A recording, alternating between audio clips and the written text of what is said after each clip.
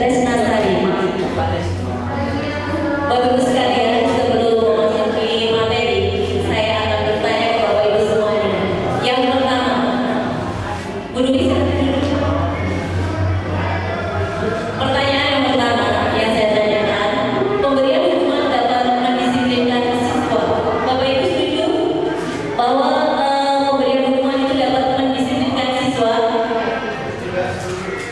Silakan Pak Aris jawabnya tidak setuju. Alasannya apa Pak Aris? Sekarang kan zamannya sekolah anak ya. Jadi untuk mendisiplinkan anak itu tidak disarankan atau tidak digunakan dengan pemberian hukuman, tapi kita dengan pendekatan humanis.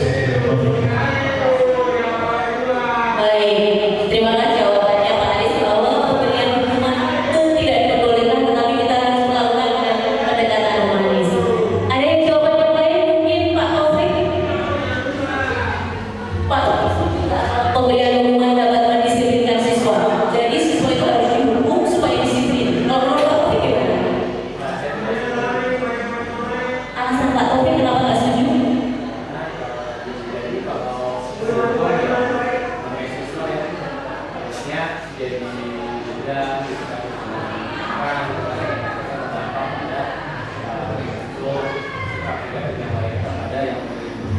Baik. Kemudian mungkin ada jawaban yang lain, Mbak Yuli? Setuju dihukum. Alasannya apa Mbak Yuli? Kenapa harus dihukum? Kalau menurut Bu Yuli bahwa hukuman itu diperbolehkan, dengan hukuman itu akan memberikan efek jerah. Nah, sekarang kita tanyakan ke Guru BK. Kira-kira gimana pemberian hukuman mendisiplinkan siswa? Jadi siswa harus dihukum dan supaya disiplin.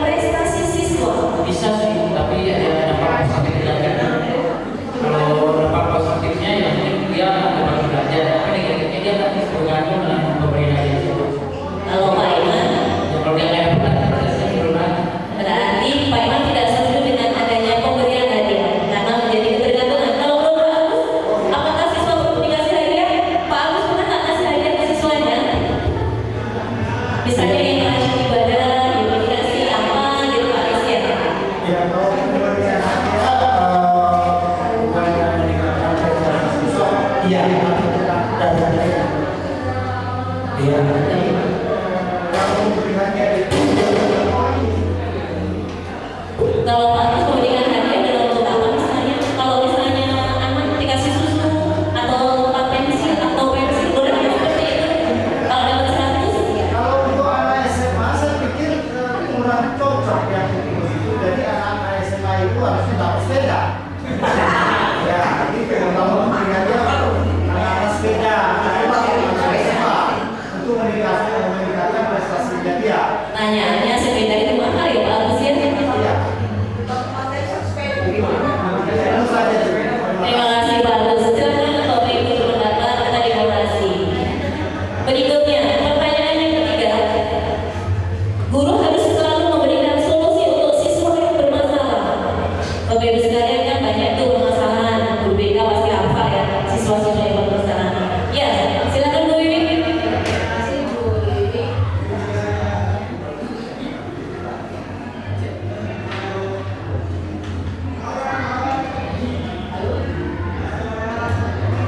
Guru harus memberikan solusi untuk setiap siswa yang bermasalah. Jawaban Bu Wiwi.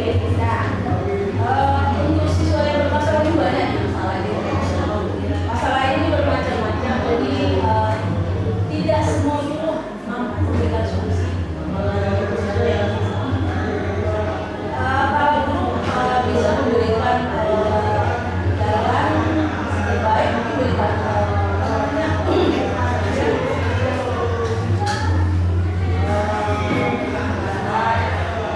tapi tidak semua bisa mampu seperti itu. Nah, siswa yang bermasalah ini bisa ada guru yang lebih profesional yang berbeda. Nah, masalahnya juga banyak di kompleks siswa ya. Jadi mungkin masalahnya dari dirinya sendiri, atau mungkin masalahnya dari keluarga, atau masalah dengan memang masalah datang dari sekolah. Jadi tidak semua guru mampu untuk memberikan solusi pada siswa yang bermasalah. Baik, terima kasih Bu Wiwi. Luar biasa ya. Sebagaimana kita ketahui bahwa permasalahan yang ada di sekolah itu lanjutan dari permasalahan yang ada di rumah. Oleh karena itu, salah satu solusi yang ada di sekolah kita itu adalah mengadakan seminar parenting. Oleh karena itu, Bapak Ibu sekalian, seminar parenting itu adalah salah satu cara untuk mengatasi permasalahan dari siswa yang bermasalah. Baik, pertanyaan yang keempat, guru berperan sebagai teman bagi siswa. Apakah Bapak Ibu sekalian pernah berperan sebagai teman, Bu Fitri?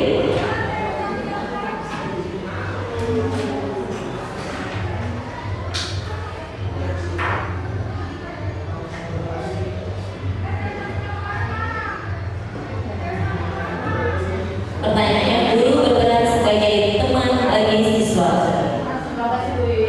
Untuk ini saya ada kurang paham. Yang lebih tepat itu adalah guru sebagai pembimbing siswa.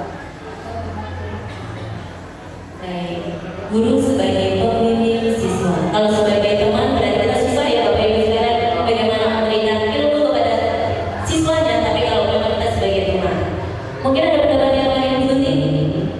Apakah Bu Tuti dalam mengajari peran Ibu sebagai teman dalam membimbing siswa? Apakah Bapak Ibu setuju bila guru berperan sebagai teman bagi siswa? Iya.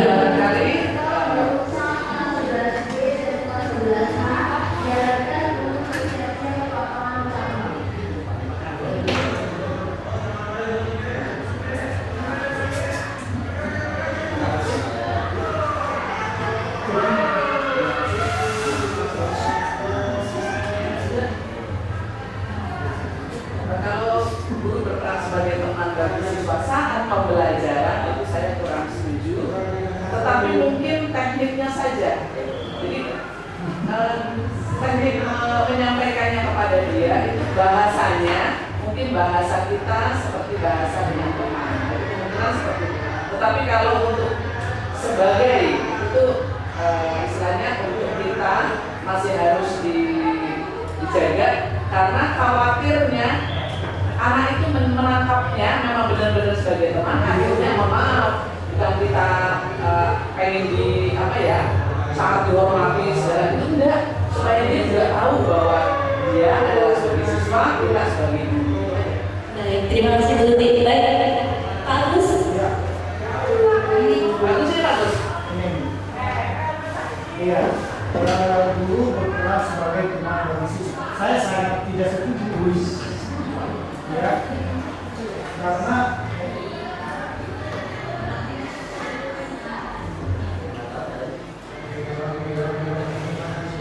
saya ulangi lagi, dari pertanyaan itu berperan sebagai teman bagi siswa. Saya sangat tidak setuju, ya karena guru ya guru, siswa ya siswa. Ya, jadi guru ini bukan temannya siswa, karena dari posisi juga beda. Nah, itu sih. Terima kasih. Baik, terima kasih masukannya Pak Agus. Berikutnya, tadi ada beberapa jawaban dari teman-teman, nanti kita simpulkan dalam suatu teori. Berikutnya, apa itu budaya positif?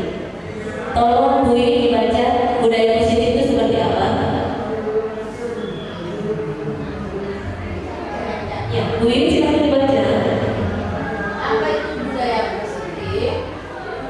Budaya positif adalah perwujudan dari nilai-nilai kebajikan atau keyakinan universal yang diterapkan di kelas atau di sekolah. Baik, terima kasih Bu Wiwi. Jadi budaya positif itu merupakan perwujudan dari nilai-nilai. Budaya positif itu adalah perwujudan dari nilai-nilai kebajikan atau keyakinan universal yang diterapkan di kelas atau sekolah. Titik sentralnya di sini adalah nilai kebajikan. Di SMA Negeri 45 pasti ada nilai-nilai kebajikan sebagai guru yang kita bisa tangkap dalam budaya positif. Pak Riko mungkin bisa menyimpulkan nilai kebajikan di 45 itu seperti apa contohnya? Contohnya nilai kebajikan di 45 seperti apa contohnya? Yang diterapkan di SMA Negeri 45 kejujuran. Kemudian apalagi Pak Agus? Keteladanan. Kemudian apalagi Mbak Yuni? Kemandirian. Nilai religius yang setiap hari selalu kita gaungkan pada saat pagi, yaitu pembacaan. Kemandirian. Ya, itu kemudian kemandirian juga. Kemudian pada saat kedisiplinan supaya masuk itu tidak terlambat. Nah, itu adalah nilai-nilai kebajikan di SMA Negeri 45. Berikutnya, konsep inti untuk menciptakan budaya positif yang pertama adalah disiplin positif, yang kedua adalah motivasi perilaku manusia, yang ketiga adalah keyakinan kelas atau sekolah, yang keempat kebutuhan dasar manusia, yang kelima posisi kontrol seorang guru, dan segitiga restitusi.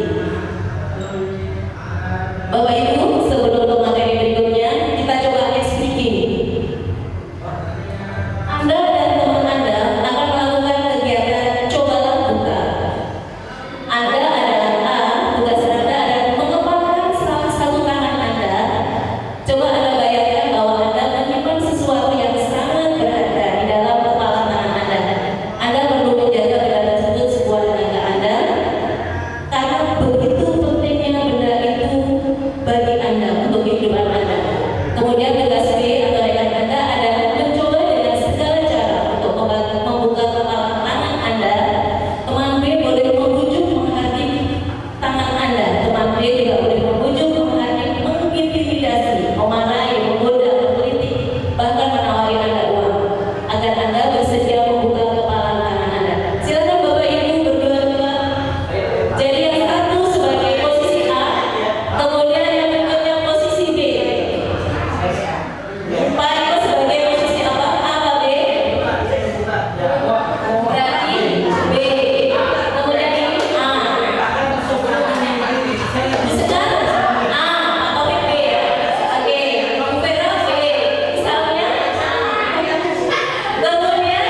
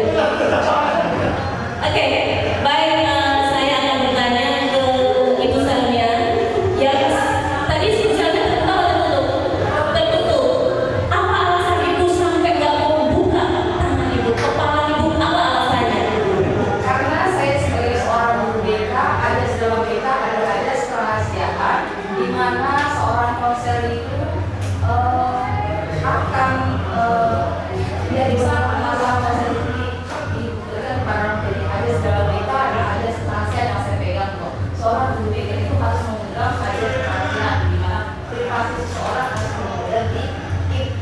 Baik, saya setuju. Jadi rahasia yang sebenarnya. Jadi kita memang harus menutup rahasia ini. Ada yang sudah terbuka tadi?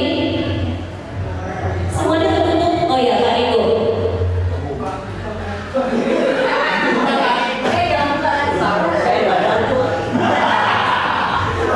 Alasan Pak Eko sampai membuka karenanya jadi rahasia dia terbuka. Nggak bisa-bisa. Saya nggak tahu dibuka tangannya Pak Agus itu. Soalnya udah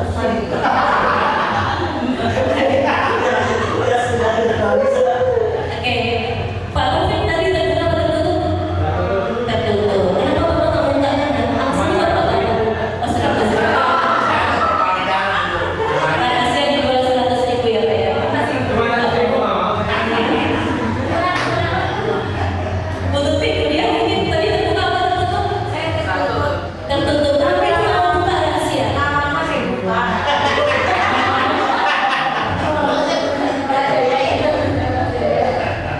Kenapa Ibu nggak mau buka tangan Ibu? Padahal Awalnya saya mau buka, karena saya berpikir bahwa ini adalah satu rahasia besar, tidak boleh diketahui oleh siapapun. Tapi lama-kelamaan saya berpikir kalau ini kebaikan kenapa nggak kita bahas? Jadi saya buka. awalnya tertutup, tapi karena kepepet jadi terbuka. Begitu. Kebaikan ya, tapi ini kebaikan maka akan terbuka. Baik, kita lanjutkan. Apapun yang kita buka atau kita tutup pasti punya alasan Bapak Ibu semuanya. Itu tergantung dari demi kepentingan yang banyak. Kalau kepentingan yang banyak berarti kita buka. Baik, selanjutnya kita lanjutkan slide berikutnya. Nah, dari permainan tadi maka akan muncul miskonsepsi tentang teori kontrol. Ilusi guru mengontrol murid. Apakah kita bisa mengontrol murid, Bapak Ibu? Bisa. Contohnya seperti apa Bu Fitri kalau kita bisa mengontrol murid? Apakah kita bisa mengontrol murid? Alasannya Bu Fitri.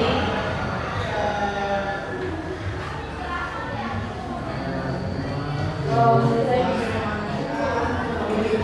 sesuai dengan situasinya, kalau siswa itu bisa dikontrol dengan memberikan hasil untuk masyarakat juga dengan memberikan menyampaikan baik dan buruknya. Baik, terima kasih. Atau yang lainnya, Pak Agus silakan. Apakah Pak Agus bisa mengontrol murid?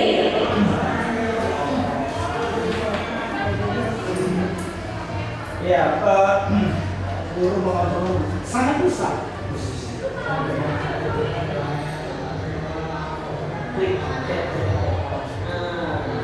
Ya, ini sih guru mengontrol murid ini sangat-sangat bisa. Karena batin antara guru dan siswa itu sudah menyatu.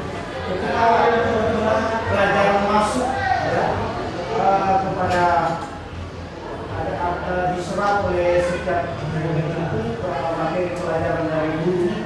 Jadi dari pertemuan yang pertama kali ya antara guru dan siswa di dalam proses belajar mengajar, maka mulai dari situ batin kedua pihak ini sudah menyatu. Jadi si setiap guru itu akan punya rasa tersendiri ya, di dalam mereka mengontrol anak murid itu. Anak murid begitu pula maka ada sesuatu feeling gitu di dalam pikiran seorang guru itu, ini anak kayaknya udah pulang atau dia mampir ke rumah temannya atau bagaimana. Jadi sehingga dengan itu kita bisa tahu ya, kita bisa tahu atau kita bisa mengontrol siswa-siswa kita, karena kita bisa berdiskusi dengan otak kita, pikiran seperti yang disampaikan oleh seorang filsuf Indonesia itu Rocky. Baik, terima kasih Pak Agus. Baik, miskonsepsi tentang teori kontrol menurut William James atau ilusi guru mengontrol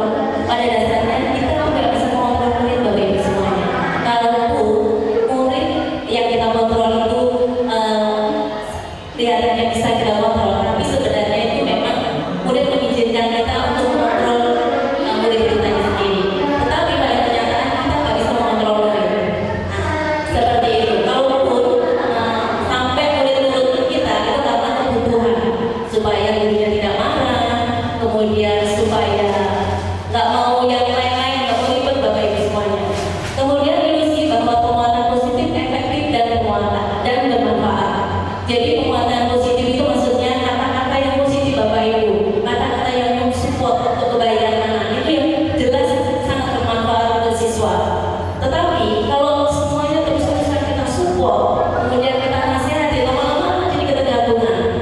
Kemudian ilusi bahwa kritik membuat rasa bersalah maupun menguatkan karakter, maksudnya seperti ini. Jadi kritikan itu boleh, tapi yang sifatnya membangun. Tapi kalau sifatnya yang sampai membuat anak itu down, itu nggak boleh, karena dapat membuat anak menjadi minder. Kemudian ilusi bahwa orang dewasa berhak memaksa. Kita sebagai orang dewasa memang bisa memaksa karena kekuatan kita, tapi untuk jangka pendek, untuk jangka panjang kita tidak bisa memaksa Bapak Ibu. Bagaimana seorang bisa mengubah dari paradigma stimulus respon pada pendekatan teori kontrol? Realitasnya kebutuhan kita sama, tetapi pada dasarnya kebutuhan kita berbeda Bapak Ibu. Misalnya Pak Taufik dengan Pak Amir, kebutuhan Pak Taufik sama Pak Amir itu pasti berbeda.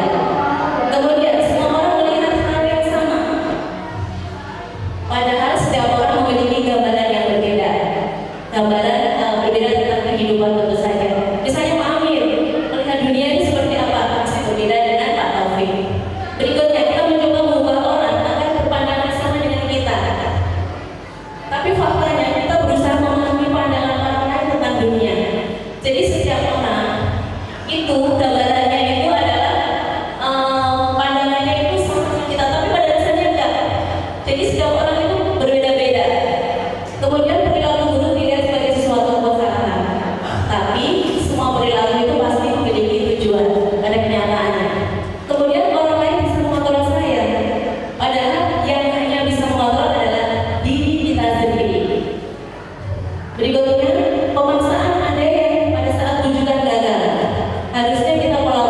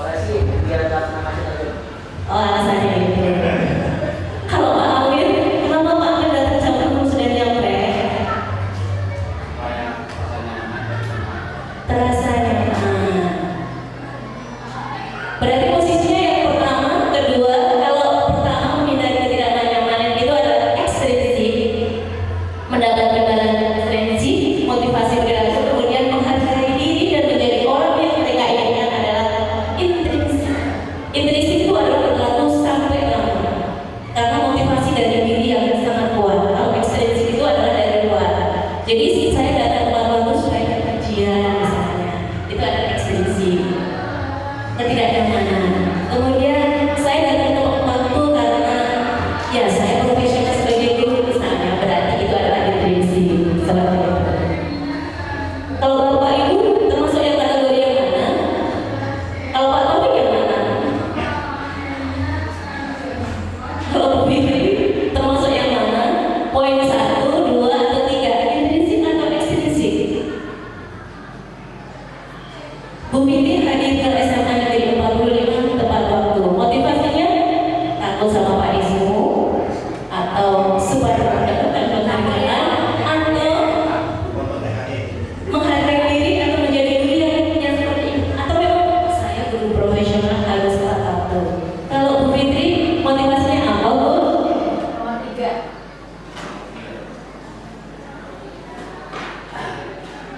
Coba Bu Fitri jawabannya apa, Bu?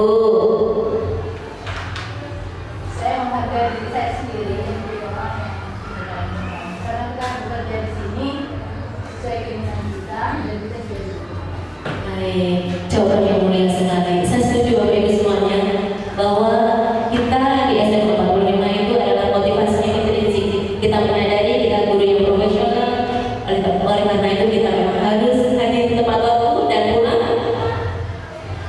Boleh tepat waktu, boleh lambat sedikit kalau pulangnya Bapak Ibu. Terima kasih. Hukuman, konsekuensi, dan restitusi. Pak Rito mungkin bisa membantu membaca hukuman, sesuatu yang menyakitkan harus terjadi. Pernahkah Pak Rito dulu mendapatkan hukuman waktu baru SMA atau SMP? Kalau saya sih jujur, salah baik-baik aja sih. Berarti Pak Rito anak yang baik.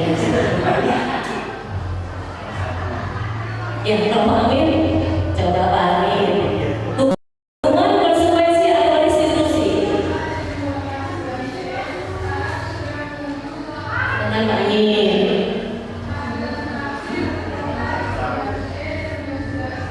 Pak Amir pernah mendapatkan hukuman atau konsekuensi atau restitusi?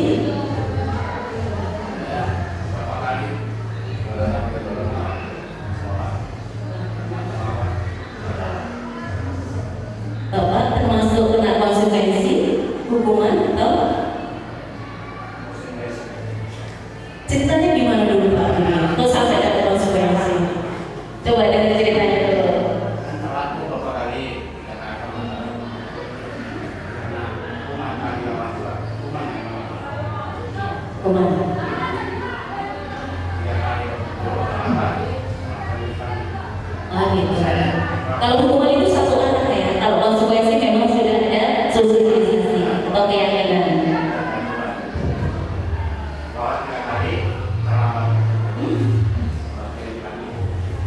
Konsekuensi dari konsekuensi. iya konsekuensi. Ada yang lainnya pernah mengalami hukuman, konsekuensi, dan restitusi.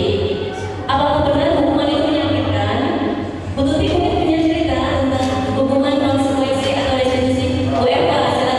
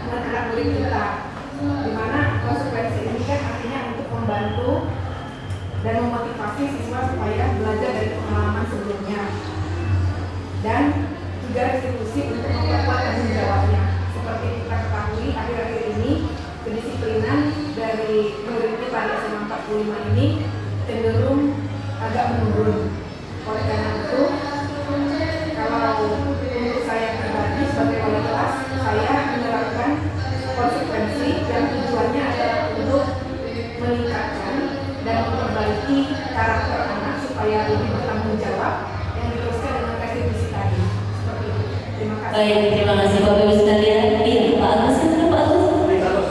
Pak Agus pernah ngambil hukuman? Apakah benar menyakitkan hukuman itu?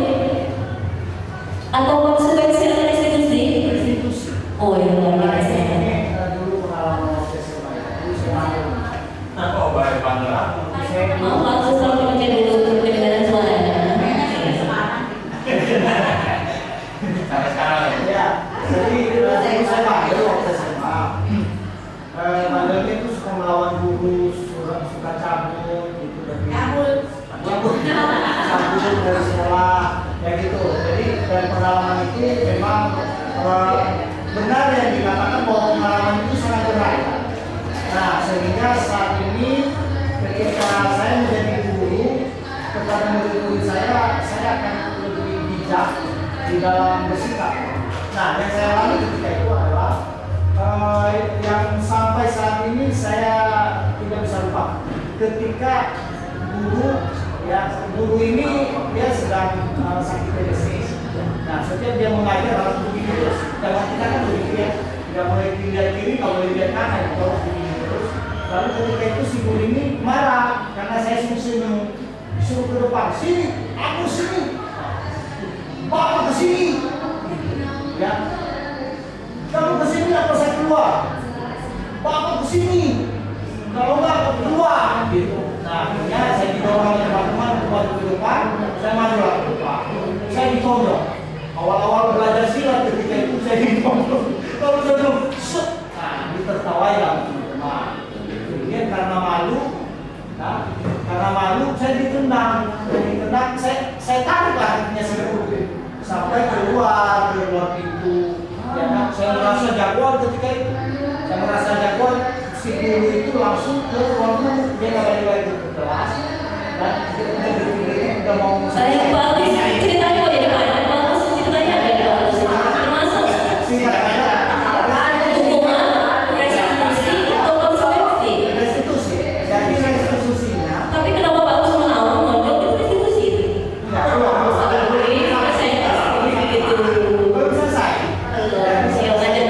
Pas pulang sekolah saya mengatakan ke rumahnya, saya menyadari kesalahan saya meminta maaf dan terjadilah satu didilan ketika itu, katakan didilan. Jadi saya minta maaf dan itulah proses restitusi saya menyadari. Jadi antara konsekuensi dan restitusi, tapi lebih ke restitusi. Tadi ada konsekuensi kalau saya lihat, kemudian stabil masalah, dan ada keyakinan paling tindakan. Tapi harus ada tonjok-tonjok sih ya, tonjok-tonjok ini nggak ada kan? Oh enggak, karena saya kan orang baik. Oh iya, setuju. Tapi kalau dilihat Pak Agus zaman dulu itu kan pada waktu Pak Agus sudah ada segitiga restitusi luar biasa. Baik, itu adalah salah satu contoh segitiga restitusi. Berikutnya, berdasarkan di atas berikut adalah penjelasan tentang hukuman, konsekuensi, dan restitusi. Hukuman itu tidak terencana, bersifat satu arah, bisa berubah bukan fisik, psikis, atau masakan kasar. Jadi kalau Bapak Ibu melakukan tindakan satu arah, misalnya kamu harus membersihkan WC, kamu harus membersihkan kamar mandi, itu adalah hukuman. Kalau konsekuensi bersifat terencana, sudah disepakati bentuk konsekuensi dibuat oleh pihak guru. Misalnya, anak sekalian, kalau kalian melakukan 3 kali, konsekuensinya adalah misalnya apa yang membersihkan kelas atau apa, kita sepakati bersama. Kemudian kalau restitusi adalah proses menciptakan kondisi bagi murid untuk memperbaiki kesalahan mereka sehingga mereka bisa kembali pada kelompok mereka dengan karakter yang lebih baik. Bapak Ibu sekalian, saya berharap Bapak Ibu dalam menyelesaikan masalah itu memakai segitiga restitusi, karena itu adalah yang paling aman Bapak Ibu. Konsekuensi juga aman, tapi kalau hukuman itu tidak aman. Seperti itu. Misalnya, setelah kita mempelajari itu, mencatat 100 kali di dalam buku kalimat, saya tidak akan terlambat lagi karena terlambat sekolah. Berarti termasuk hukuman, betul. Lari keliling lapangan 2 kali karena terlambat akhir di sekolah. Menurut Pak Amir, hukuman. Tapi pernah melakukan itu nggak Pak Amir? Berarti termasuk konsekuensi atau hukuman? Bisa konsekuensi, alasannya adalah karena teman-temannya tadi sudah lari dulu di lapangan, gitu kan?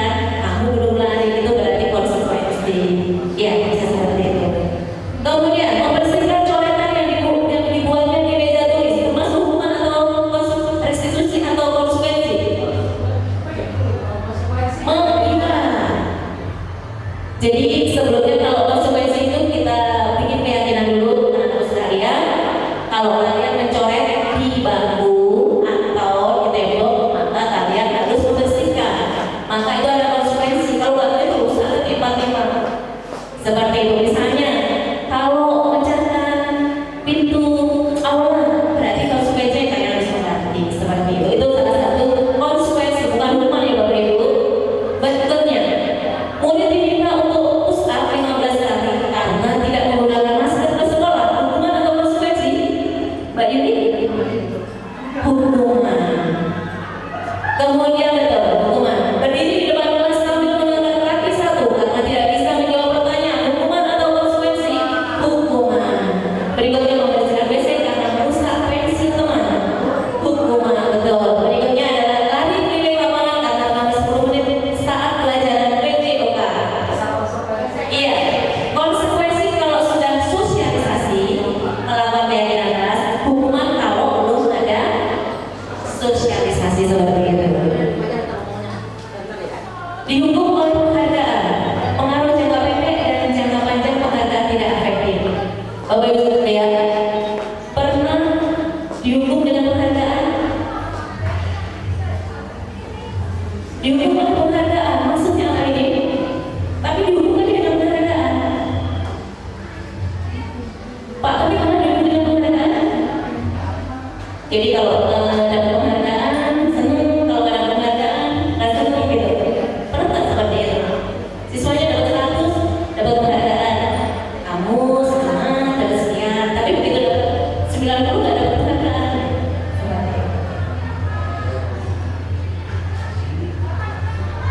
Ya, terima kasih Bu Yuli kesempatannya. Jadi mungkin yang dengan dihukum oleh penghargaan ini adalah bagi siswa-siswi yang mendapatkan penghargaan justru mereka merasa senang. Tapi sebaliknya bagi anak-anak yang tidak mendapatkan penghargaan justru mereka yang jadi terhukum. Maka mereka jadi semacam termarginalkan, tapi secara banyak gitu ya. Karena yang dapat penghargaan biasanya sedikit ya. Ini yang dapat penghargaan sedikit, tapi yang sisanya justru jadi dihukum. Nah itu mungkin maksud dari dihukum oleh penghargaan. Terima kasih. Terima kasih Pak Taufik. Jadi begini Bapak Ibu sekalian, bagi siswa kalau SMA mungkin sudah paham kali Pak Taufik, atau memang kalau SD, SMP itu seperti itu. Kalau temannya dapat penghargaan, yang nggak dapat penghargaan itu sedih gitu, sampai di rumah tuh nangis gitu ya. Tapi mungkin kalau SMA udah paham kali Pak Taufik.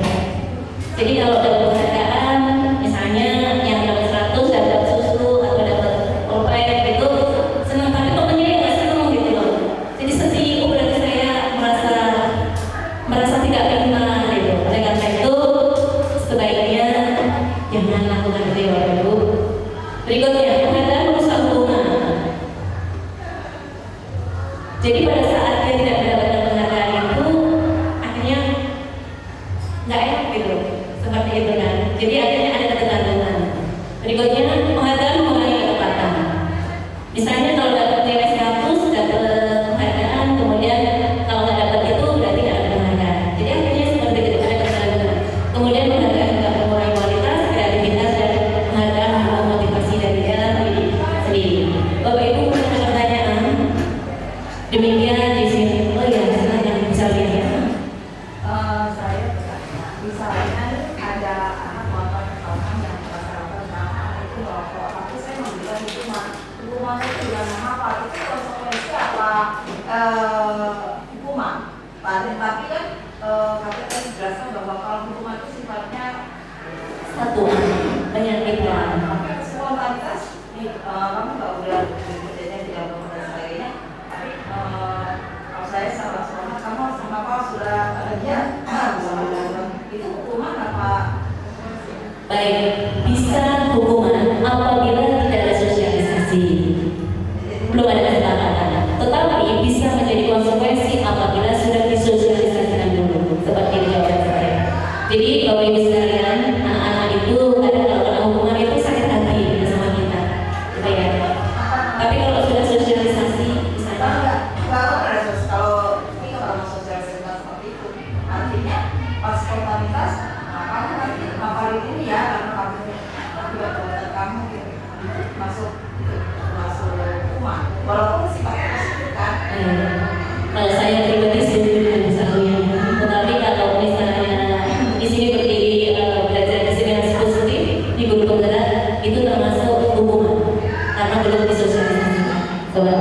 Bapak Ibu mungkin ada pertanyaan? Silakan Bu Fitri.